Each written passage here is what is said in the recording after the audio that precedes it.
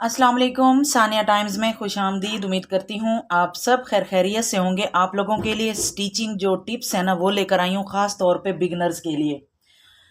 Beginners का एक issue होता है कि एक तो उन्हें सीधी सिलाई लगाना नहीं आती। इसके लिए एक बहुत अच्छी सी टिप बताऊंगी कि बिल्कुल स्ट्रेट सिलाई किस तरह लगाई जाए। और दूसरा ये कि जब भी हम कोई फ्रॉक या कोई फ्रिल तैयार करते हैं और चुन्नट्स का जो इशू होता है, चुन्नट सही नहीं आती बिगिनर से, उसके लिए एक बहुत ज़बरदस्त सी टिप है। वो ये कि हम एक तो धागा एक सिलाई लगा लेते हैं सबसे पहले, फिर धागा खींचते हैं।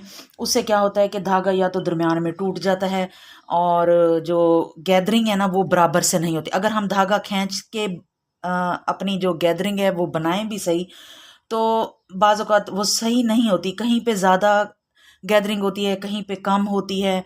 और दूसरी क्या होती है कि हम इस तरह प्लीट्स वाली डालते हैं। प्लीट्स वाली का भी सही से जो डिस्टेंस होता है उसका पता नहीं चलता, और सही से जो उसका हमने फैब्रिक लेना होता है वो भी पता नहीं चलता। इसके लिए एक बहुत ज़बरदस्त सी टिप लेकर आई हूँ। आपने क्या करना है कि इस तरह एक पिन ले लेनी है, और इसको हमने क्या करना है कि अपना जो ये फुट है इसमें एक लाइन नज़र आ रही होगी सेंटर में। आपने इसको इसके अंदर इस तरह थोड़ी सी ना पिन को डाल देना है। ठीक हो गया।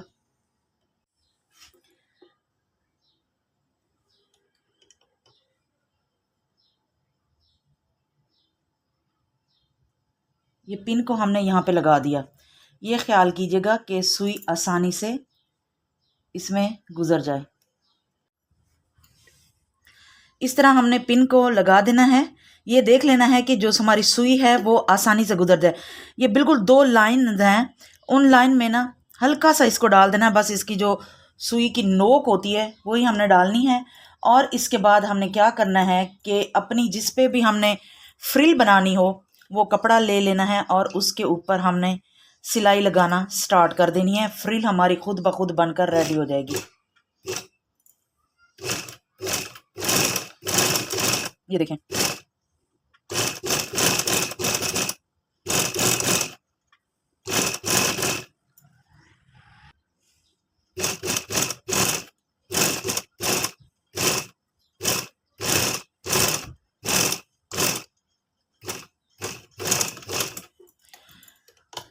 ये देखें फ्रिल बनकर रेडी हो गई है। मैं फ्रिल नहीं बना रही थी, ये मैं आप लोगों के साथ इसकी टिप जो है ना वो शेयर कर रही थी बिगनर्स के लिए। ये देखें बहुत प्यारी फ्रिल बनकर रेडी हो गई है। ना तो धागा खींचने की ज़रूरत है और ना ही आपको इस तरह प्लीट्स डाल के फ्रिल बनाने की ज़रूरत है कि हमें कितनी प्लीट्स चाहिए। ये झंझट भी ख़त्म और धागा खींचना और धागे टूटने का भी झंझट ख़त्म, और बहुत ही प्यारी नीट फ्रिल बनकर रेडी हो गई है। टिप अच्छी लगे तो वीडियो को लाइक कीजिएगा।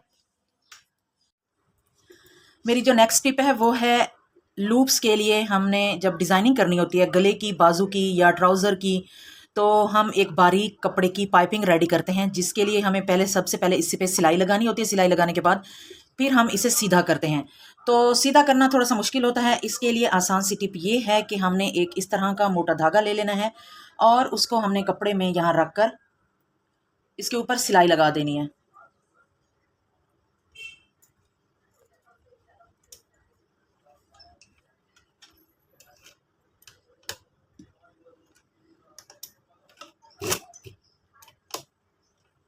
अब हमने इस धागे को इस तरह रखकर बीचों बीच में हम इसे इस तरह फोल्ड कर लेंगे, और जितनी हमने मोटी पतली रखनी हो अपनी सिलाई लगाते जाएंगे। लेकिन ये ख्याल रखना है कि धागे के ऊपर सिलाई ना आए। इस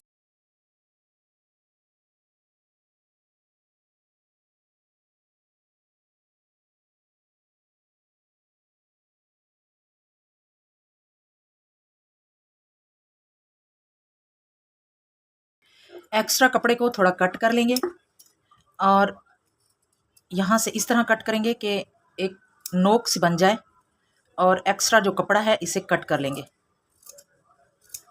ख्याल कीजिएगा सिलाई ना कटे। धागा खींचेंगे और ये आसानी से हमारी जो लूप्स की डोरी है वो बनकर रेडी हो जाती है। ये देखें, बहुत आसानी से ये खींची जा रही है। ये नहीं कि अलग से हम धागा बनाएं, अलग से सुई के साथ इसे क्रॉस करें और अलग से हम इसको निकालें। ये एक ही सिलाई में आपका काम हो जाएगा। ये देखें, इतनी प्यारी डोरी बनकर रेडी हो गई। टिप अच्छी लगे तो प्लीज़ वीडियो को लाइक कीजिएगा। परफेक्ट डोरी बनकर रेडी हुई है। अच्छा जी, मेरी जो नेक्स्ट टिप है वो है बटन लगाना। जब हम कोई भी ऐसा सूट सीते हैं, कपड़ा सीते हैं, तो हमें जो बटन है ना वो लगाने पड़ते हैं। हम अलग से सुई और धागे की मदद से हम बटन लगाते हैं। लेकिन मैं आप लोगों को मशीन के ऊपर बटन लगाने का तरीका बता रही हूँ कि हम मशीन से ही बटन किस तरह लगा सकते हैं। हमने क्या करना है कि जो काज है उसके बराबर निशान लगा लेना है और अपनी जो मशीन है इसको हाथ की मदद से, अगर पाँव से चलाने वाली मशीन है तो पाँव से नहीं चलाइएगा, सुई टूट सकती है। हाथ की मदद से इस तरह हम इसके ऊपर जो सिलाई है वो लगाते जाएंगे। 3 से 4 मरतबा हमने ये अमल करना है और जो हमारा बटन है वो लगकर रेडी हो जाएगा। इसको मजबूत किस तरह करना है वो भी फिर मैं आप लोगों को बताती हूँ, क्योंकि जब हम मार्केट से रेडीमेड कपड़े लेकर आते हैं उसके जो बटन लगे हुए होते हैं वो इसी सिलाई मशीन से ही लगे हुए होते हैं, लेकिन वो मजबूत नहीं लगे हुए होते। तो इसको मजबूत किस तरह करना है वो भी मैं आप लोगों को एंड में बताऊँगी कि हमने इसे मजबूत किस तरह करना है।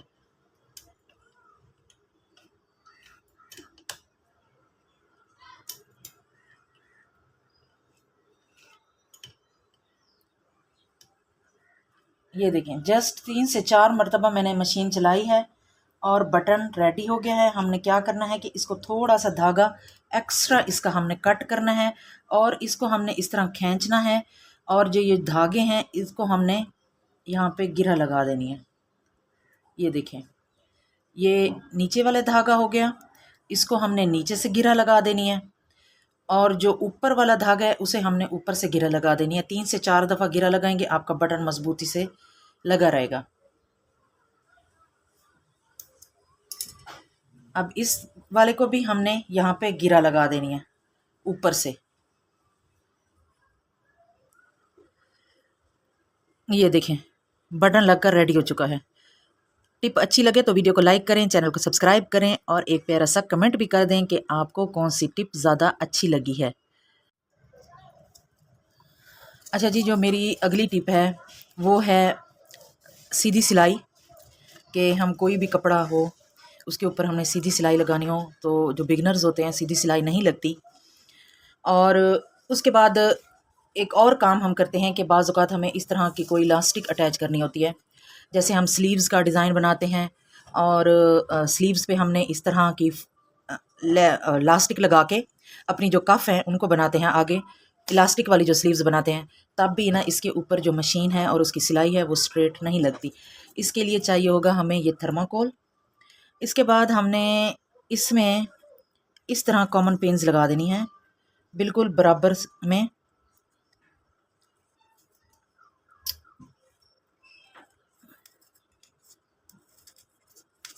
इनको इस तरह बराबर कर लेना है।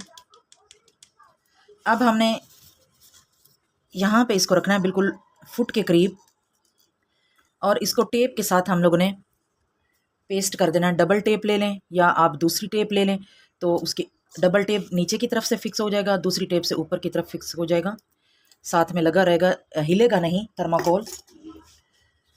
हमने डबल टेप लेनी है, इसके ऊपर इस तरह लगानी है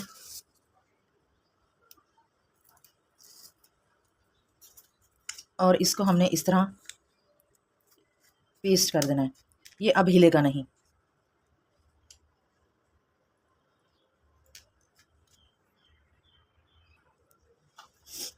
ये इस तरह। अब हम लगाते हैं सबसे पहले इस पे सीधी सिलाई। सीधी सिलाई के लिए हम कपड़े को इसके ऊपर, फर्स्ट पिन के ऊपर, सेकंड पिन के नीचे और थर्ड पिन के ऊपर रखकर हम अपनी सिलाई स्टार्ट कर देंगे।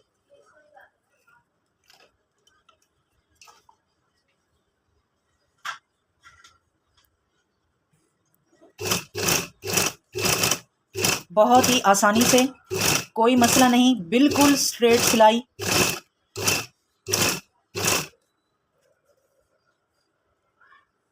मैं आप लोगों को दिखाती हूँ कि ये किस तरह सिलाई इस पे आई है।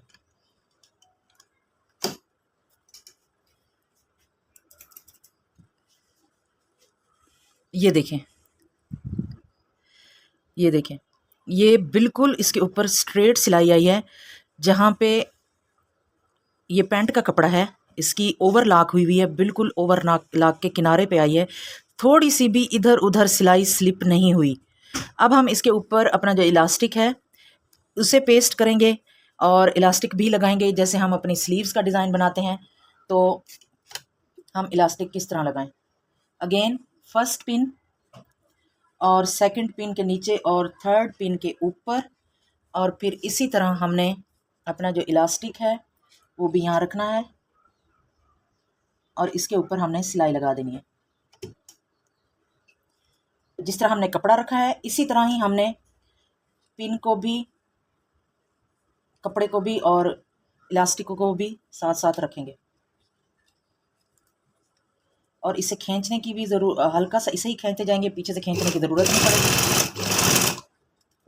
ये देखिए,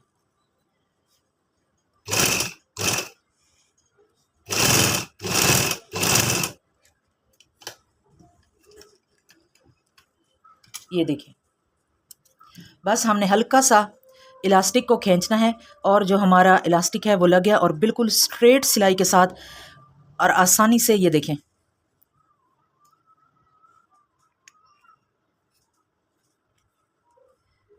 ये देखें।